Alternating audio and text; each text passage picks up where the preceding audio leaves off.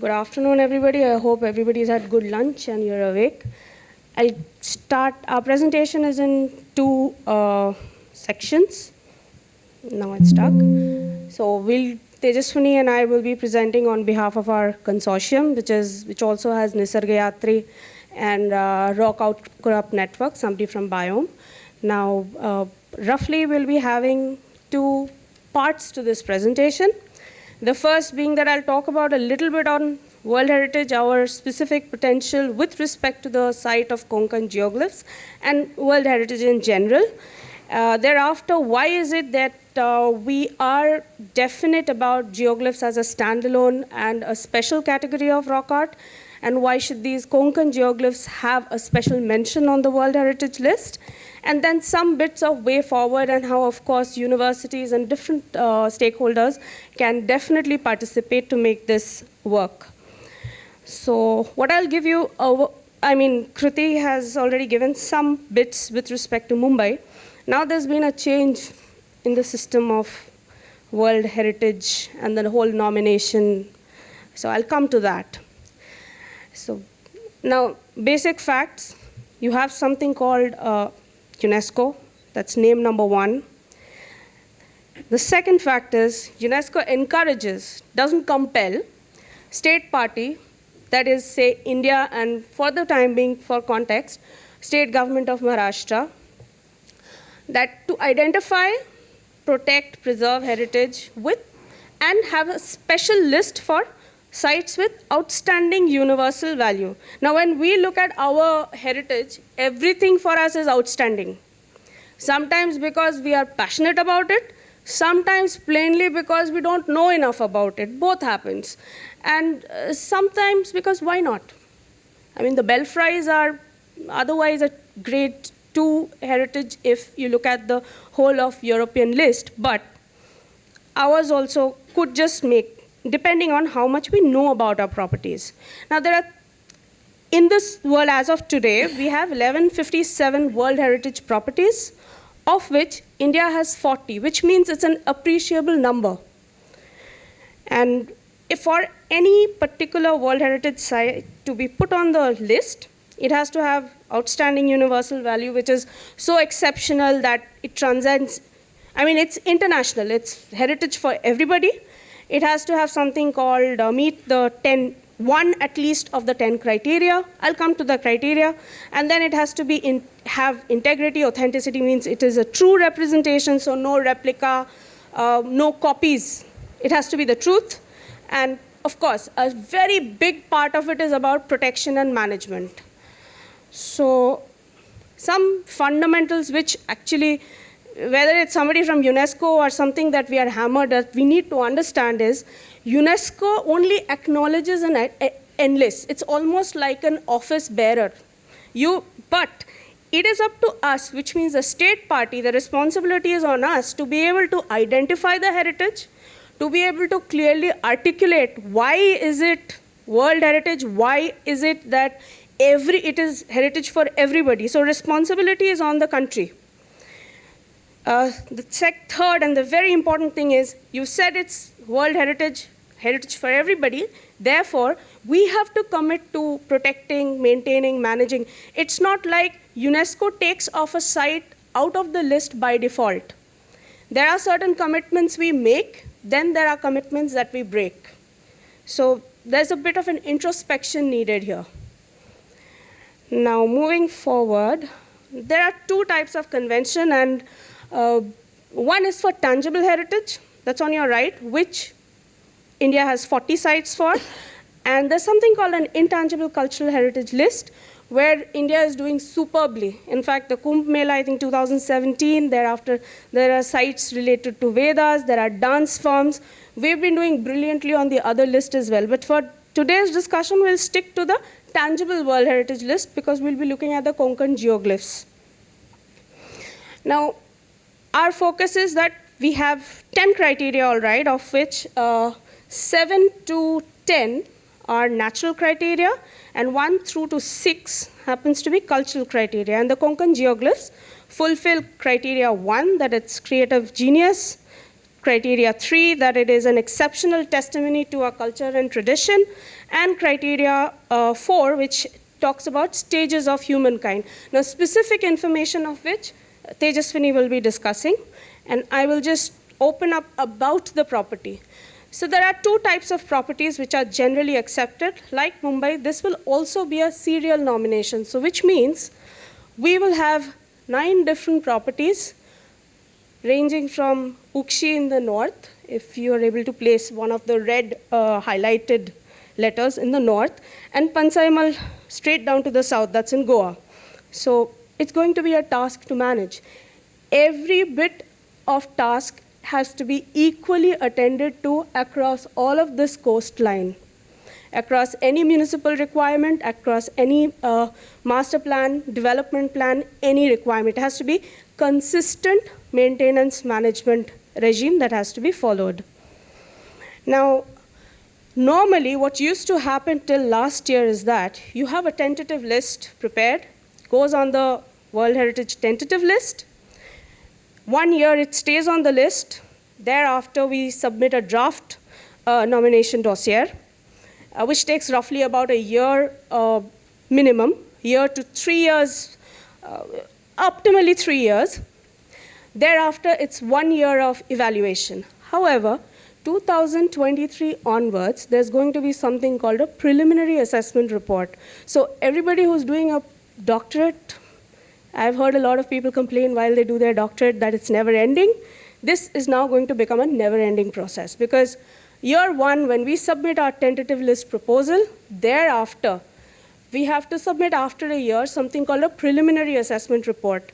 Now that is going to be assessed for 1 whole year. So which means not before year 3 do we get to know whether or not our site can go ahead for World Heritage.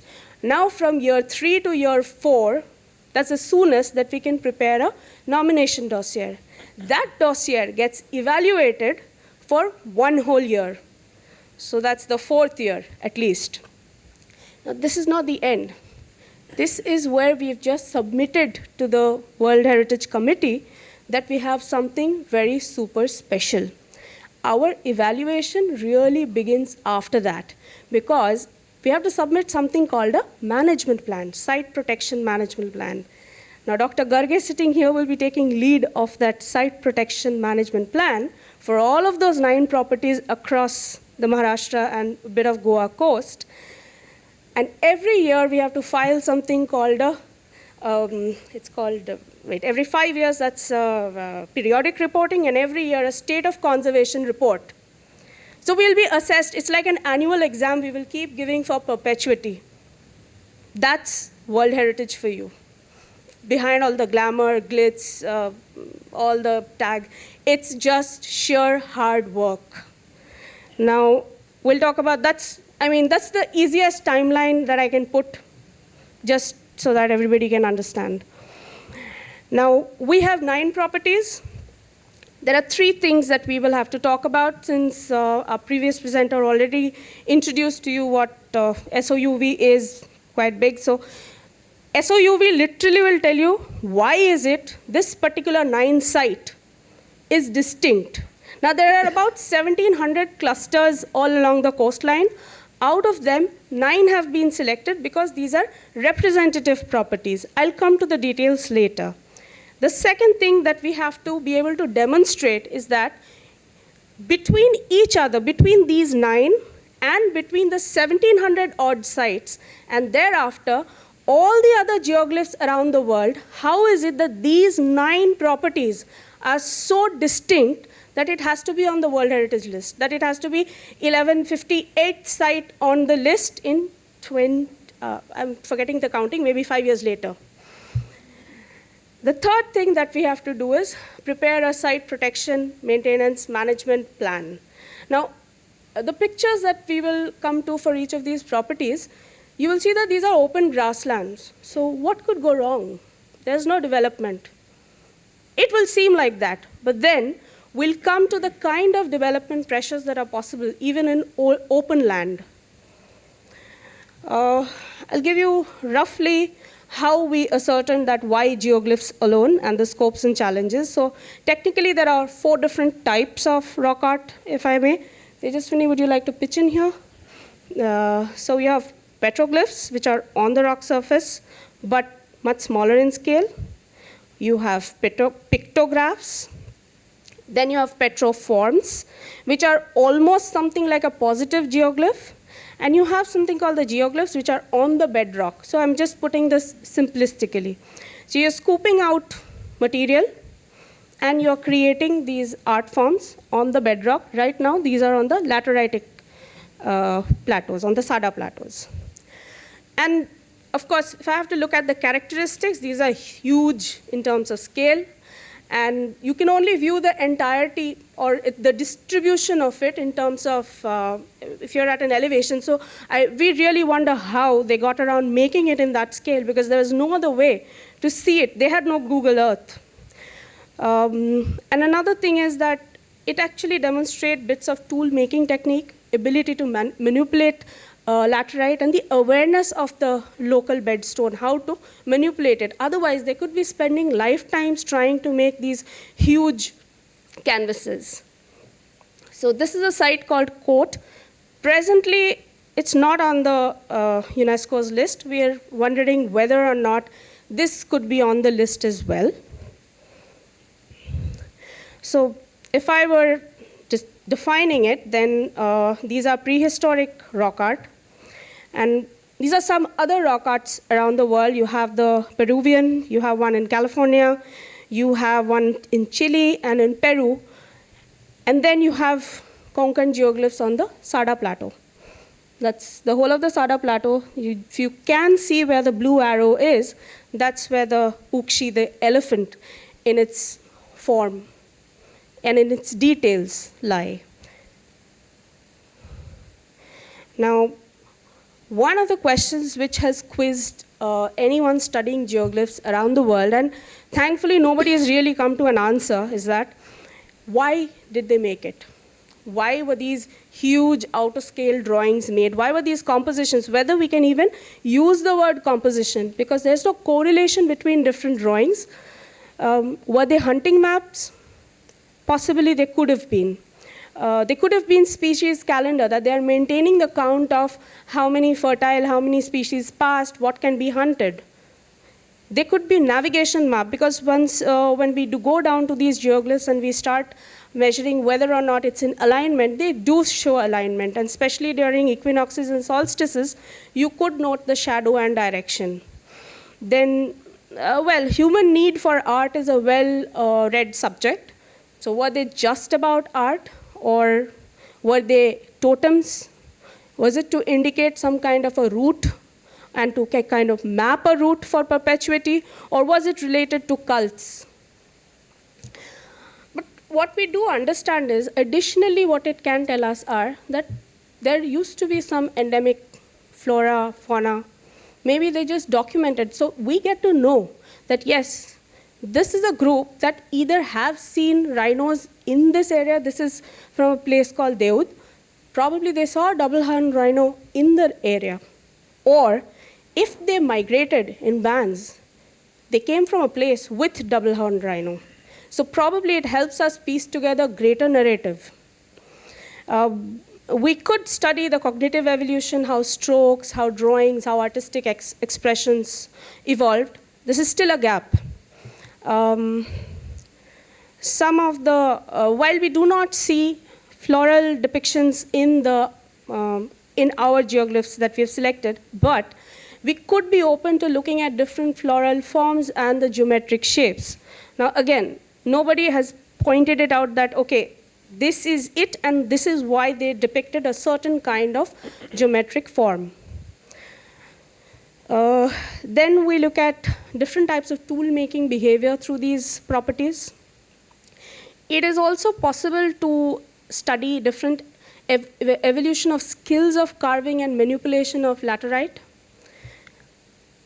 Another interesting fact is when we do see certain symbols, and of course I understand that picking up a symbol out of context is problematic.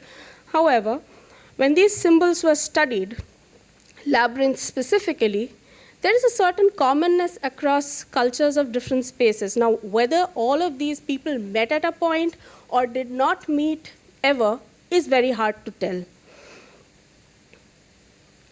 So that's this figure 69 is actually what is there in Pansaimal, and then you have a figure 23 in Kudopi. You could look at the last line. These are all comparatively similar depictions across these disconnected places. Now, some of the challenges to studying these landforms, or rather some of the areas of work which we would like to source more information on, are definitely about the changing geomorphology, that unless we understand how the landscape changed, it might, rather how, if we understood how the landform changed, we might be able to trace who were these people, how did they come, why did they come, and what was the intention behind making these art forms, perhaps. The second is, we wouldn't be able to right now pointedly tell anything about the composition, properties of this composition. Were these that somebody just drew a perimeter of an elephant and somebody years later came and said, okay, let me just doodle some other figures in it? Or was it done together in terms of an interrelated composition? It's still up for debate. That's the image of the actual geoglyph. Now, this is in Pansaimal. Again, it's a flat canvas. It's along a river bank. It's got many different types of figures. I'm sorry. Oh, this does zoom in. So, yeah. So, if I were just about showing these canvases, it might just look like a hunting map, or maybe talking about species migration. But your guess is right now as good as mine, because there's no full stop.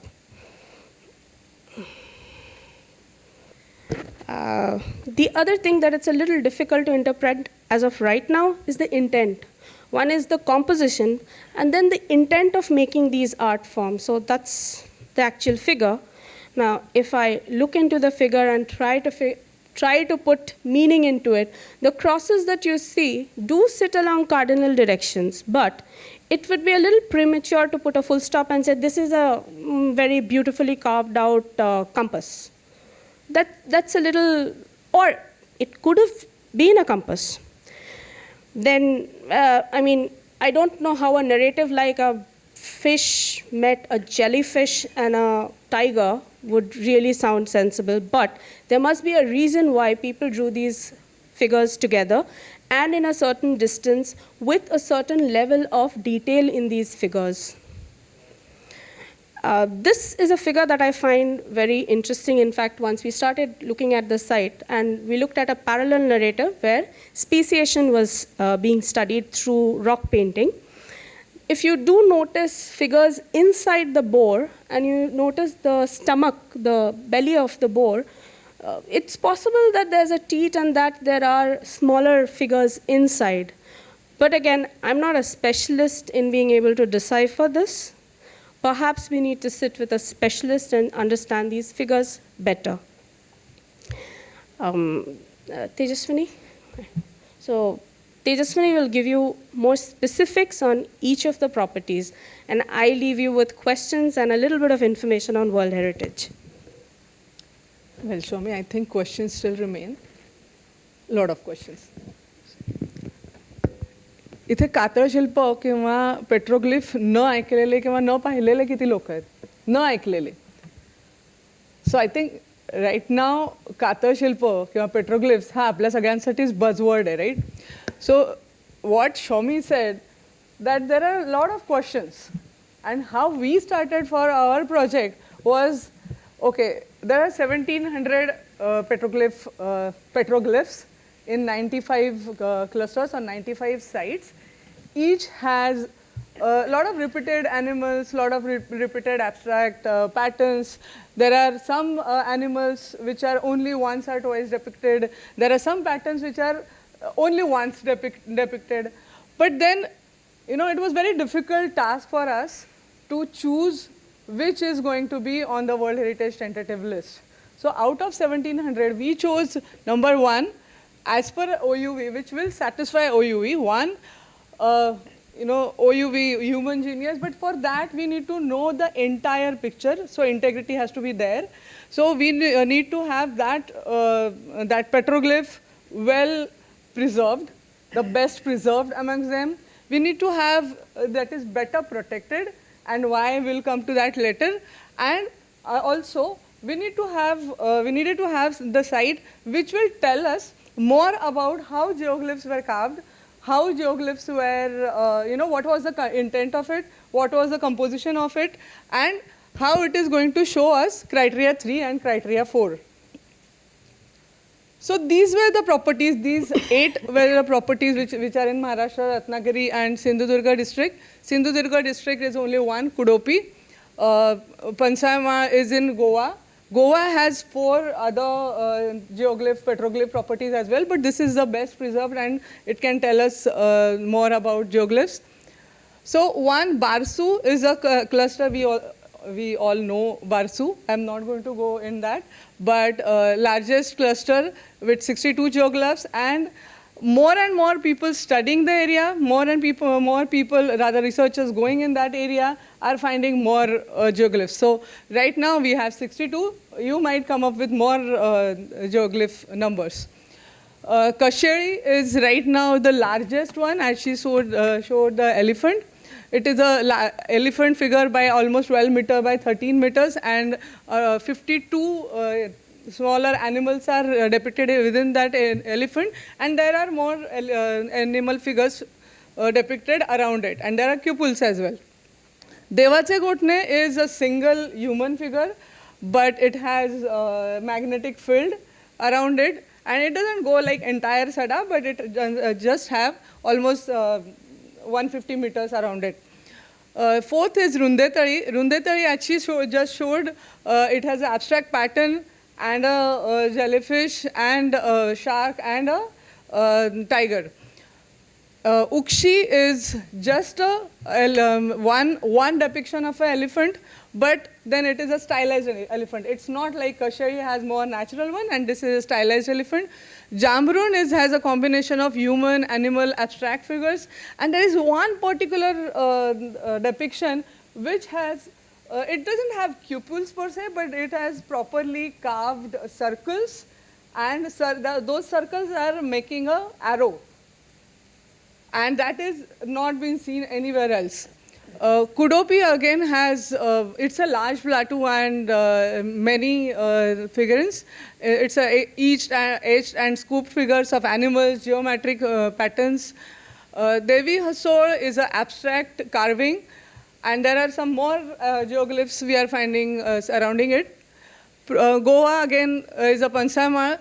It has very shallow carved, shallow aged animals. It has peacock, it has human figures, it has gore, and some scholars are calling it a bull. We are working on that. So while doing that, all the geoglyphs were, barring Devache Gotne and Ukshi, all the geoglyphs have multiple figures.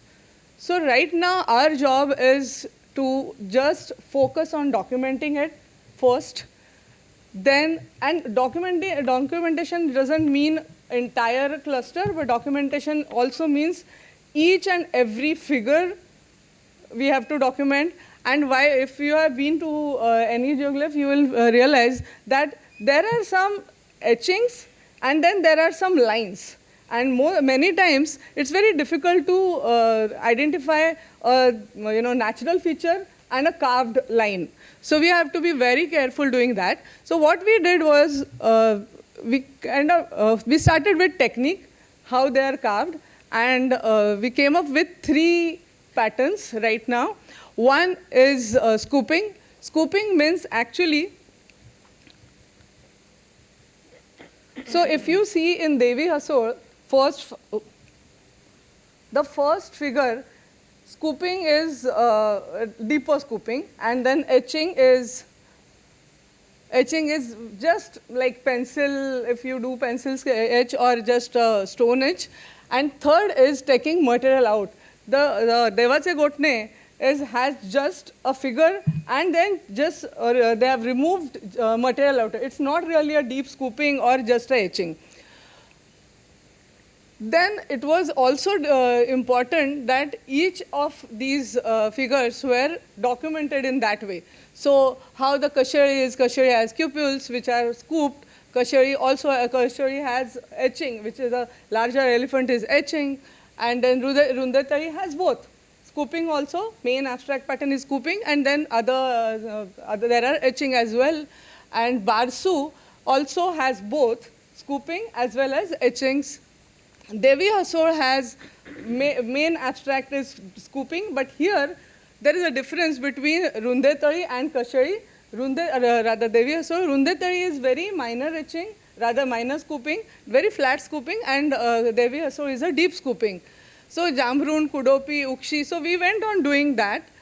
Second was content. What exactly is content? At Somi showed one of the Deud sites. Deud has a rhino, also has a hyena, and other animals as well. So what exactly is a content? What are if there are animals, then there are some birds, human, abstract figures, and then there is entire human figure, or sometimes there is a kind of mother goddess depiction. Then there are sometimes half legs are shown. And again, identifying each and every figurine and going, categorizing it is difficult, but we have to do that. Then what is the manner of depiction?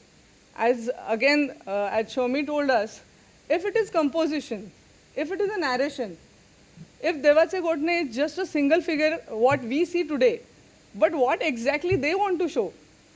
Ukshi also, it is a single figure right now, but then there are multiple figures 1.5 kilometers beyond that. Then